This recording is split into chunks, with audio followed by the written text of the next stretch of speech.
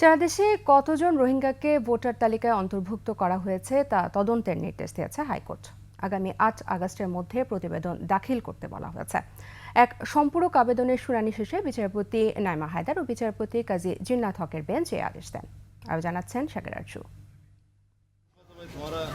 ২০১৬ সাল থেকে কক্সবাজারের ঈদগাঁও উপজেলার ঈদগাঁও ইউনিয়ন পরিষদের ক্ষমতাধর কথিত জনপ্রতিনিধির যোগসাজশে অর্থের বিনিময়ে অসংখ্য রোহিঙ্গাকে জাল ঠিকানা, ভুয়া পিতামাতা সাজিয়ে ও জাল কাগজপত্র তৈরি করে জন্ম নিবন্ধন, জাতীয় পরিচয়পত্র সহ দেশের নাগরিকত্ব দিতে সরাসরি সহায়তা করেন বলে অভিযোগ ওঠে। কোনো ব্যবস্থা না নেওয়ায় স্থানীয় এক বাসিন্দা ৩৮ জন রোহিঙ্গার নাম উল্লেখ করে সংশ্লিষ্ট কর্তৃপক্ষের কাছে অভিযোগ করেন। সবশেষ ২০২৩ সালের ২৯ অক্টোবর এক তদন্ত প্রতিবেদনে ৩৮ জনের মধ্যে ৩৫ জন রোহিঙ্গার বিষয়ে সত্যতা পাওয়া যায়। এসব রোহিঙ্গার নাম ভোটার তালিকা থেকে বাদ দেওয়ার জন্য কোনো পদক্ষেপ নেওয়া হয়নি। রোহিঙ্গাদের ভোটার রেখেই ওই ইউনিয়ন পরিষদ নির্বাচনের তফসিল ঘোষণা করা হয়। পরে এ ঘটনায় হাইকোর্টে রিট করা হয়।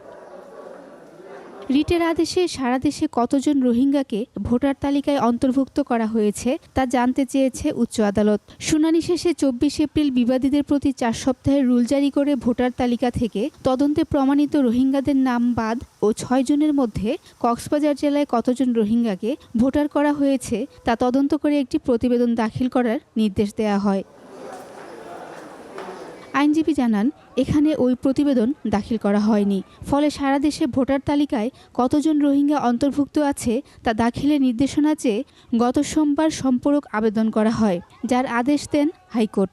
সারা দেশে কতজন রোহিঙ্গা এই পর্যন্ত ভোটার তালিকা অন্তর্ভুক্ত হয়েছে এবং তারা কোনো নাগরিকত্ব সুযোগ সুবিধা গ্রহণ করেছে কিনা সে ব্যাপারে আদালতে আগামী ৮ই আগস্টের ভিতরে রিপোর্ট দাখিল করার জন্য নির্দেশ দেওয়া হয়েছে।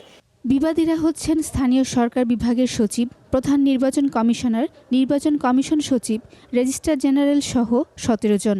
আগামী 8ই আগস্টে তারা কতজন রোহিঙ্গা বাংলাদেশে ভোটার তালিকা অন্তর্ভুক্ত হয়েছে এই রিপোর্ট দিবে।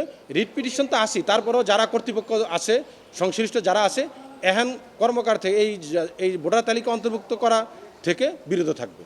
কক্সবাজার সদর উপজেলার ঈদগাঁও ইউনিয়নের ভোটার তালিকায় অন্তর্ভুক্ত হয়ে বাংলাদেশের জাতীয় পরিচয়পত্র নিয়েছেন ৪০ জন রোহিঙ্গা।